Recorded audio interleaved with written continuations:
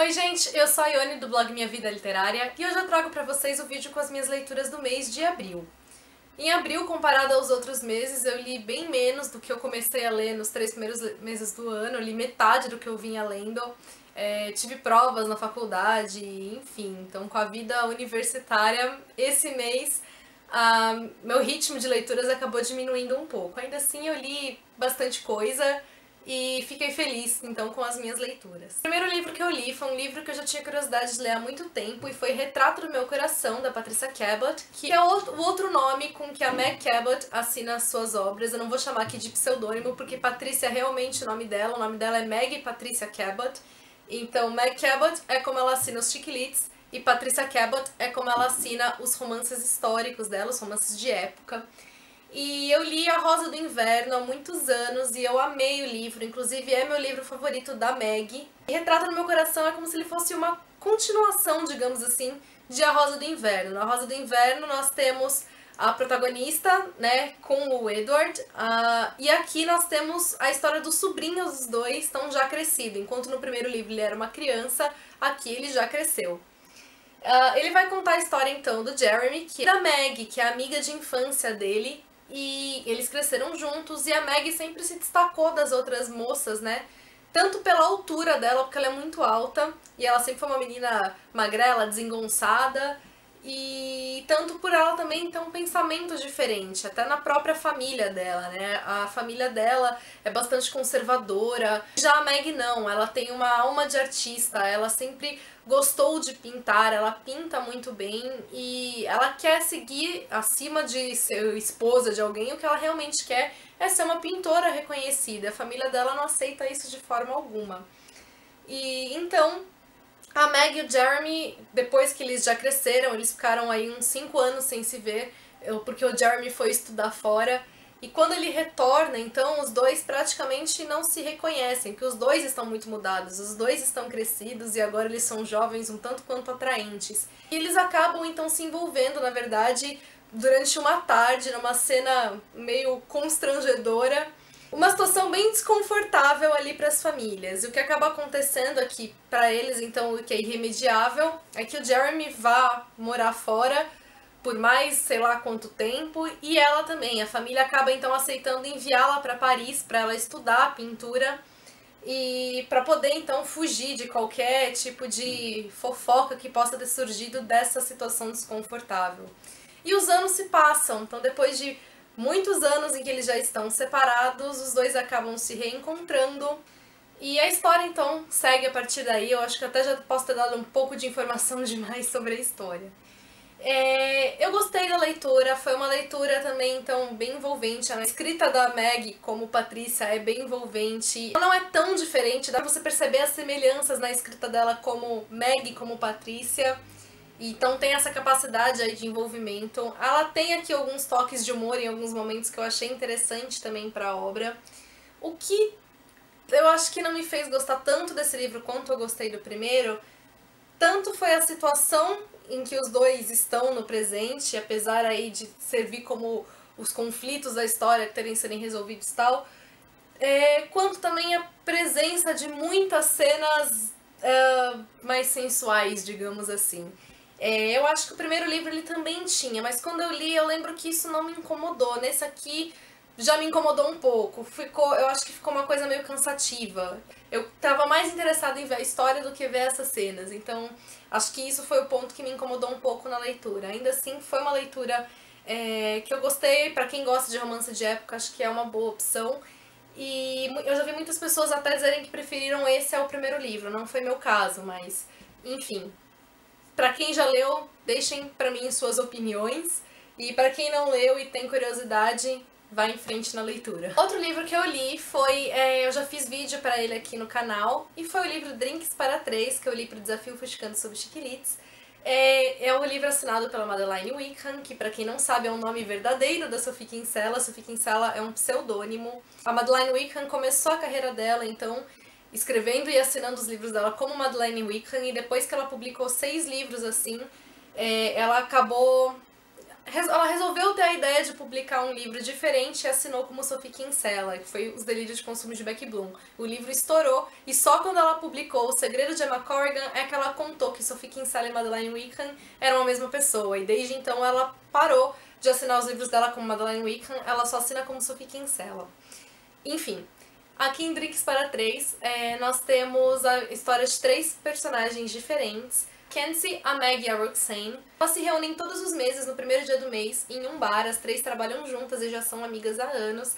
E elas se reúnem, então, no primeiro dia do mês nesse bar, para colocar a conversa em dia.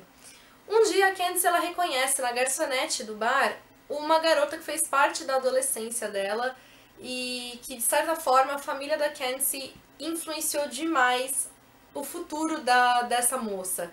E desde então ela se culpa pelo que aconteceu com a família dela na época e ela fica supondo todas as consequências de que aquele ato gerou no presente. Então ela acaba se aproximando da moça para tentar redimir o que a família dela causou à família da moça.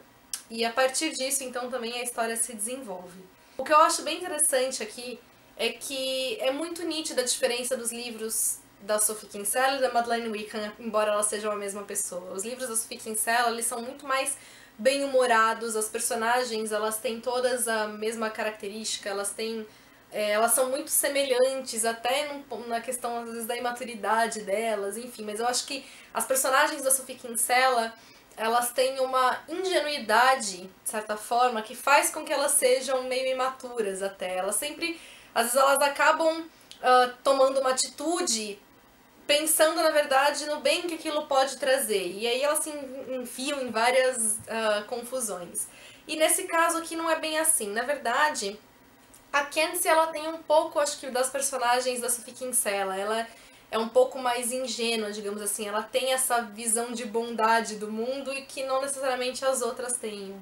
E eu gostei bastante da leitura, eu gostei de como ela desenvolveu a história, eu gostei de como ela trouxe os pontos de vista diferentes das personagens, eu gostei principalmente da situação que a Meg vive aqui. No caso, a Meg, ela inicia a história grávida, já prestes a ter um neném, ela morre de medo da maternidade, ela tem medo de ser um fracasso como mãe, ainda mais porque ela é uma profissional de muito sucesso, então ela tem medo de não conseguir ser uma boa mãe. E acho que como ela abordou aqui a temática desse início de maternidade, os problemas que ela enfrenta e tudo mais, me agradou muito. E mais até do que a situação das outras duas, né, a Kenzie e a Roxane. E, enfim, eu gostei então aqui de como ela trouxe os conflitos de cada uma, de como ela lidou com esses conflitos, como esses conflitos influenciaram na própria história, no próprio relacionamento entre elas.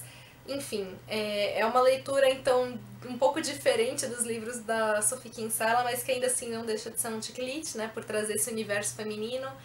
E, enfim, foi um livro que eu gostei bastante. O outro livro que eu li foi, sem dúvida, a minha melhor leitura do mês, um dos melhores livros que eu já li também, acho que entre todos, foi A Sombra do Vento, do Carlos Ruiz Zafón, um livro que eu já estava devendo para ler há muito tempo. Ele estava aqui na minha estante gritando para mim, me leia, por favor. E que vocês viviam dizendo para mim, leia logo, o Zafón é muito bom. E eu já tinha lido Marina no final do ano, mas acho que Marina não dá a dimensão da capacidade do Zafón. Aqui esse livro ele vai contar a história do Daniel. Ele, quando é um garoto ainda, né, com 10 anos, um dia ele acorda e fica preocupado por mãe dele, que já faleceu há um tempo, ele não consegue lembrar mais do rosto da mãe. Então o pai dele, para poder compensar esse medo do garoto, né, esse susto que ele leva por não conseguir mais lembrar do rosto da mãe, ele leva o Daniel para o Cemitério dos Livros Esquecidos, que é um local secreto ali na cidade, com a função de preservar alguns livros, e ele diz então para ele escolher qualquer livro dali e que ele então se torne o guardião desse livro.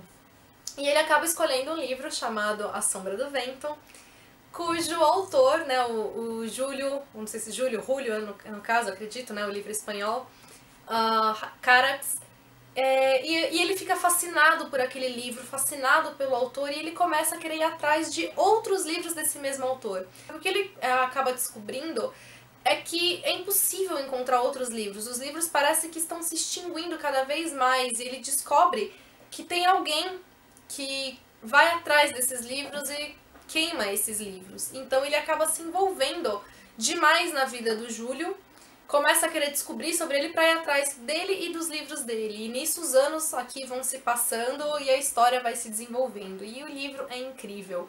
Não só a história, a maneira como ela se desenvolve, como o Zafón conseguiu colocar tantos detalhes que fazem da história tão rica, como ele é um escritor incrível. O que me encantou demais aqui foi a escrita dele, totalmente poética, como ela é sensível e como ele é sinestésico. Então acho que dá pra começar aqui pelo próprio título, né, No Sombra do Vento. E o livro é cheio dessas referências, né, dessas impressões aqui que mexem com seus sentidos, né? Então você tem várias impressões visuais aliadas a táteis, a olfativas, e os personagens aqui são muito incríveis. Eu me apaixonei pelo amigo aqui do Daniel, Fermin. Ele foi um dos personagens mais incríveis pra mim. Ele tem várias frases históricas, tanto com uma pontada de humor, quanto até mesmo bem reflexivas. A história dele também é incrível. Tudo aqui é incrível. É um livro que assim, ele não foi uma leitura rápida pra mim, mas também porque ele te traz muita coisa e faz você querer degustar cada uma dessas coisinhas. Então, enfim, um livro realmente incrível e que depois que eu li, eu acho que entendi melhor todo esse maravilhamento que ele causa entre os leitores, né? Não que eu duvidasse disso, mas acho que só dá pra você ter essa noção mesmo quando você pega e lê. Já o outro livro que eu li, não teve nada de que eu possa dizer que eu gostei dele, tá bem longe disso. Foi acho que uma das leituras que eu mais não gostei desse ano, e foi o livro Bungalow 2, Hotel Beverly Hills, da Danielle Steel. Eu nunca tinha lido nada da autora, então eu fiquei curiosa pra fazer a leitura por conta disso, né? Por nunca ter lido nada dela. Esse aqui ele vai contar a história da Tânia, que é super bem casada, ela ama cuidar dos filhos, do marido. Ela é escritora, só que ser escritora sempre esteve em segundo plano. O primeiro plano dela sempre foi a família. E ela escreve contos, crônicas, quando ela consegue, né, aliar essas duas coisas, a vida doméstica dela com a vida, com essa vida de escritora. E ela escreve também alguns roteiros de novela, e ela sempre sonhou em poder escrever um dia um roteiro para cinema. E surge essa oportunidade, um grande produtor de Hollywood, ele gosta muito do trabalho dela, né, como roteirista de novelas, e ele a convida para escrever o roteiro do filme dele. E a grande questão aqui é que o filme, ela precisaria trabalhar não em casa como ela está acostumada, ela precisaria ir para Hollywood para poder escrever esse roteiro. E é o sonho dela entregue de bandeja para ela, né? Então participar de uma grande produção cinematográfica, que tem tudo para ganhar vários Oscars, enfim. E a primeira reação dela é não aceitar esse convite, porque ela sabe que isso vai afetar demais a vida dela na casa dela. As filhas dela estão no último ano da escola, ela não quer perder isso. E então ela tá pronta para desistir. Só que então o marido dela vira pra ela e fala que ele não pode deixar ela fazer isso, que é o sonho dela, que vão ser só 9 meses, que eles vão conseguir se arranjar e que é pra ela ir, que eles têm um ao outro e tudo vai dar certo. E aí ela acaba indo e a história se desenvolve a partir disso. Eu acho que o que me fez detestar o livro foi a maneira de como a autora desenvolveu mesmo a história. Eu acho que ela quebrou, acho que tudo aquilo que eu imaginava para um romance. Acho que considerando que ela colocou, na verdade, muitas coisas que são bem próximas mesmo da realidade, que você vê realmente acontecendo e tal, mas eu não esperava ver isso nesse livro. Eu esperava aqui ter um romance com uma mensagem bem bonita e o livro pra mim não teve mensagem alguma. Eu não gostei, então, de como ela desenvolveu a história. Eu não gostei principalmente de como ela desenvolveu a própria figura do marido da protagonista. Eu acho que ele foi um dos personagens mais incoerentes que eu já li nos últimos tempos. As ações dele, pra mim, foram totalmente contrárias entre si, contra a própria história que a autora traz aqui. E então eu olhei e falei, eu não acredito que isso está acontecendo, não faz sentido pra mim. E a partir de certo ponto, então, quando esse algo acontece que eu falei, não acredito, a história perdeu completamente o rumo pra mim. Eu vi a protagonista se envolvendo em várias situações que pra mim parecia que não ia chegar em lugar algum. E quando o livro terminou, o final também eu achei super corrido, não me convenceu de forma alguma, e eu fiquei com aquele grande ponto de interrogação do tipo, qual era a intenção do livro? Qual era a mensagem?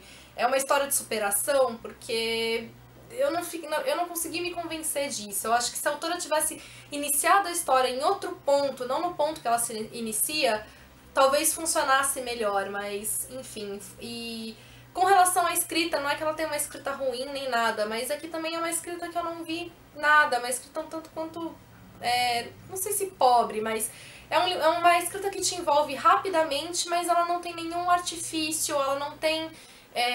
em vários momentos também ela não te mostra o que está acontecendo, ela te conta. Ao invés de, por exemplo, ela descrever um diálogo, ela fala, eles conversaram. Então você também perde parte desse envolvimento, né?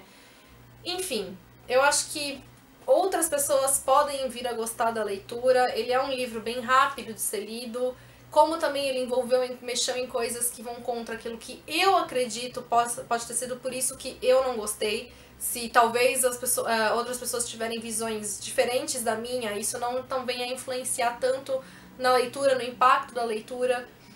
Então, como eu sempre digo, mesmo que eu não tenha gostado, isso não significa que o livro seja ruim. Eu vi várias coisas que eu não gostei, mas isso é sobre a minha visão do livro, não o que outras pessoas poderiam achar dele.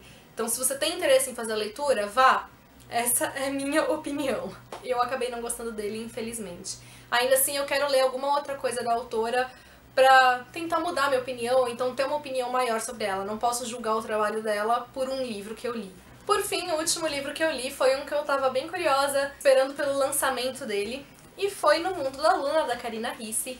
E aqui ele vai contar então a história da Luna. Ela é recém-formada em jornalismo, ela já saiu da faculdade trabalhando e super empolgada com isso, porque ela conseguiu emprego numa das maiores revistas da cidade, uma revista de grande renome. Só que o que acaba desapontando é que quando ela começa a trabalhar é pro cargo de recepcionista, ela não tem como trabalhar na própria área dela. E aí acontece que surge a oportunidade dela assumir uma coluna na revista, porque essa colunista ela vai trabalhar para concorrente e fica aberta então ali o cargo da coluna de horóscopos, e ela assume essa coluna, só que ela não sabe nada de horóscopos, então ela não sabe como ela vai conseguir construir a coluna dela. Para isso, então, ela acaba arranjando um baralho cigano, e a partir desse baralho que ela faz as previsões para poder escrever a coluna. A grande questão também aqui é que ela vem de uma família cigana, e a avó dela acha um absurdo que ela trate tudo isso com tanta levianidade, porque com certas coisas não se brincam. E a história então se desenvolve a partir desse ponto. O livro, ele tem passagens também bem divertidas, um humor que acho que já é bem característico da Karina Ricci. Ele tem uma escrita muito gostosa, então foi um livro que me envolveu bem rápido, que me fez avançar rápido na leitura. O que eu acho que talvez tenha me desagradado um pouco aqui foi a personalidade da Luna. Eu acho que a Luna também é muito temperamental, ela é muito imatura. Inclusive ela própria assume essa imaturidade dela no livro. Ela e o par romântico dela também chegam à conclusão em certo ponto de que ela tem atitudes que são bem incoerentes. E essa questão, né, então o romance aqui também, ele é muito composto por entre tapas e beijos. E por mais que eu goste dessa relação aqui, amor e ódio, em alguns momentos isso me incomodou, porque era demais. Então eram muitas brigas, às vezes desnecessárias, às vezes por nada. Do nada, no momento tava tudo ok, daí do nada a Luna surta e começa a discutir. E isso acabou me incomodando, então também um pouco pela frequência. Parece que ele arrastou um pouco a leitura desnecessariamente. Então acho que talvez, se não tivesse tanto isso, eu teria gostado mais. Mas ainda assim, também a partir de certo momento, as últimas 100 páginas, eu fiquei bem grudada ali na história, querendo saber o que ia acontecer, torcendo pela Luna, pelos acontecimentos. E o próprio mocinho aqui também, né, apesar dele também ter seus momentos aí, nos momentos em que ele é um fofo, ele é extremamente fofo, ele consegue facilmente entrar na lista de mocinhos fofos e apaixonantes da Karina Ricci, porque ela constrói esses mocinhos muito bem. E, enfim, foi um livro então aí bem divertido, bem gostosinho, não superou pra mim os outros livros da Karina, mas ainda assim foi uma leitura bem gostosa. Foram essas as minhas leituras, contem pra mim o que vocês leram nesse mês. Beijos a todos, até o próximo vídeo.